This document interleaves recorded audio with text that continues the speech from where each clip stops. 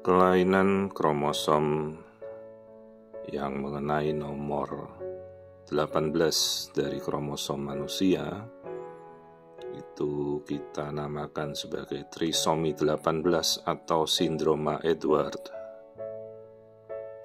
Ini kita lihat dari tanda-tanda tengkuk dari leher bayinya ini tebal. Ini masih 12 minggu ya, jadi pas pemeriksaan pada trimester pertama kita temukan adanya tengkuk kulit di belakang lehernya ini menebal, membentuk seperti kista, namanya higroma kistik.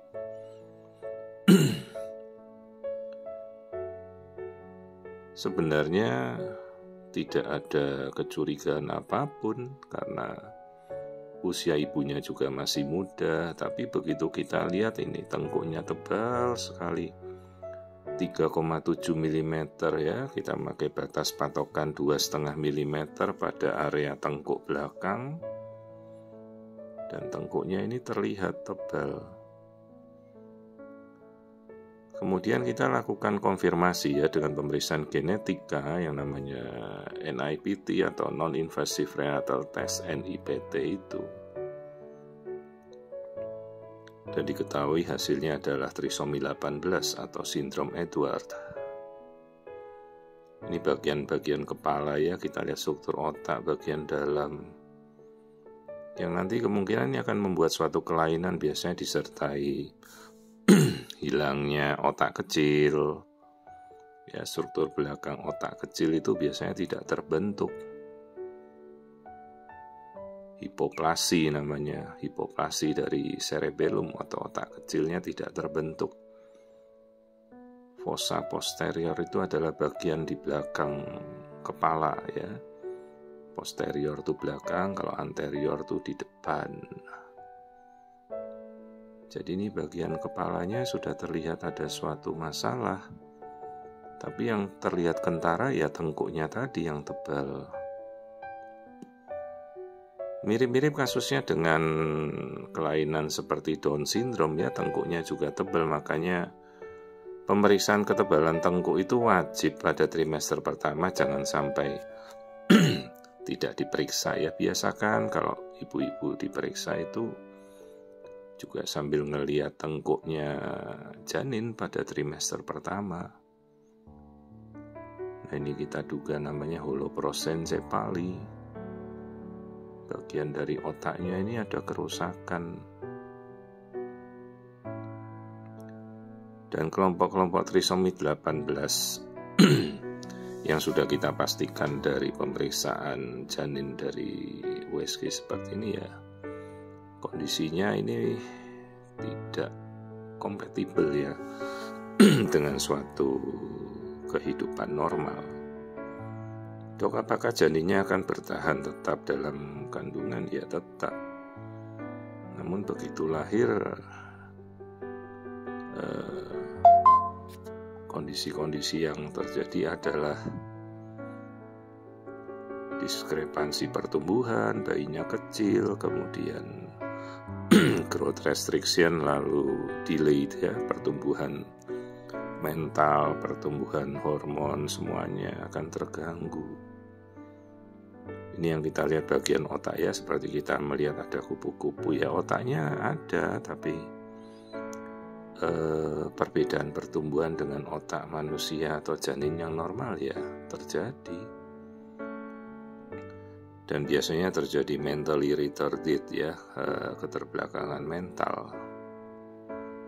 Tentunya ini ya harus kita jelaskan pada orang tua ya, kalau mendapatkan janin trisomi 18 sementara sudah kita bisa lihat dari pemeriksaan USG. Karena kadang-kadang kita duluan periksa genetika, hati-hati. Pemeriksaan genetika itu juga bisa false positif, hasilnya keliru. Karena yang diambil itu kan DNA-nya bisa dari plasenta ya, ari-ari. Tapi dengan kita melihat kondisi janin, nah itu kelaminnya kelihatannya laki-laki. Dengan kita melihat kondisi janin, sudah ada marker atau tanda-tanda yang mencurigakan seperti ini ya, terkonfirmasi ya bahwa janin membawa trisomi 18. Nanti ada kelainan yang lain, mungkin dari kita bisa melihat tulang hidungnya penyet ya, flat nose, kemudian jantung ada yang bocor katup, ada bocor sekat ya, macam-macam kelainannya. Makanya dinamakan sindrom, sesuai yang menemukannya ya. Edward itu saya tidak tahu dari mana ya, dari Inggris mungkin. Tidak semua kromosom, kita punya 22 kromosom itu ada penemunya masing-masing. Nah, kalau sindrom Edward itu karena ditemukan oleh Sir Edward kalau nggak salah ya, orang Inggris.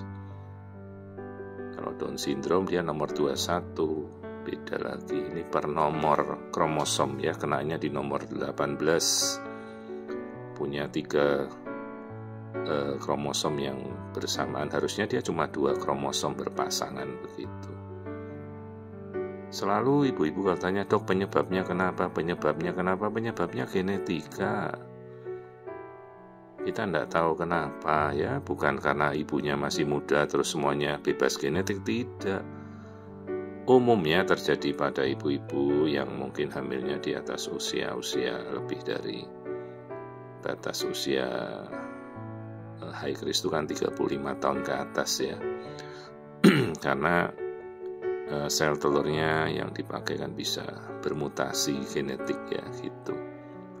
Tapi bisa juga pada seorang ibu yang kemungkinan menikah juga dengan seorang ayah yang faktor usia juga berpengaruh gitu. Ini jantungnya kelihatan ada yang bocor di bagian ventrikelnya ya, atau bagian bilik kelihatan banget jantungnya ada yang kebocoran. Jadi ini memang prognosisnya kalau sudah kita ketahui trisomi 18 ya cukup buruk. Dan kita berikan penjelasan pada orang tuanya, kadang-kadang itu bayinya bisa demise ya, atau meninggal dalam kandungan sampai mendekati masa proses kita menunggu ya. Dan biasanya janin seperti ini trisomi 18 dia growth restriction, bayinya kecil, pertumbuhannya terganggu, diskrepansi atau perbedaan tumbuhnya tuh bisa sampai 4-5 minggu, kecil tidak mau tumbuh gitu. Ya kelihatan ini kulit di daerah perutnya juga menggelembung ya. Kelihatan ada kulit. Itu kalau yang di tengah itu bagian perut, nah kulitnya mengelilingi kelihatan seperti kayak kita disengat tawon gitu ya, membengkak nih kulit lehernya sampai tebel banget.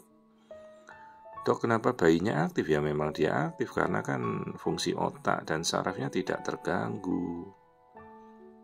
Dia aktif bergerak, lihat ya tengkuknya tebal sekali. Jadi ibu-ibu kadang-kadang sambil melihat kan, sejauh USG-nya jelas ya kita bisa melihat kok tengkuknya tebal ya, lihat tulang hidungnya juga absen, tidak terlihat, nasal bone-nya tidak terbentuk. Jadi asal kita melihat seperti ini saja, dengan screening sederhana bisa melihat tulang hidung dan tengkuk yang tebal, 90% kelainan genetik kita bisa diagnosa. Kemudian lihat itu bagian telinganya kan kelihatan melorot ke bawah ya, namanya low ear set, yaitu telinganya melorot di bawah sudutnya. Kalau kacamata bisa kita pakai itu kan telinga harus bisa dicantelkan kacamata. Kalau ini kan telinganya kalau pasangi kacamatanya melorot gitu. Ya inilah namanya low ear set position, jadi telinga yang lebih rendah dari sudut garis kalau kita tarik ke belakang ya, seolah-olah kita pakai kacamata gitu kan. Nah itu garisnya di bawah, kacamatanya melorot. Coba lihat itu tulang hidungnya juga flat ya, flat nose, penyet gitu. Jadi tanda-tanda seperti ini sudah kita temukan tadi, flat nose, nasal bone nggak terbentuk, tengkuknya tebal, jantungnya ada yang bocor. Jadi confirm bahwa ini suatu kelainan bawaan ya yang cukup berat, trisomi 18, dan sudah kita konfirmasi dengan pemeriksaan NIPT-DNA. Ya, ini minggunya baru jalan 12. Ternyata hasilnya memang trisomi 18 dan ini kondisi yang sudah kita konfirmasi ya. Jadi kita jelaskan pada orang tua ya, prognosisnya buruk. Kemungkinan bayi bisa meninggal dalam kandungan, kalaupun lahir ya dia handicapnya berat sekali ya, keterbelakang mental dan gangguan pertumbuhan yang berat. Dari kasus-kasus trisomi 18 atau trisomi 18 Edward syndrome ya. Dan kita sudah jelaskan kondisi tersebut pada kedua orang tuanya ya. Mereka gimana nanti memutuskan, kita hormati juga keputusannya mereka ya.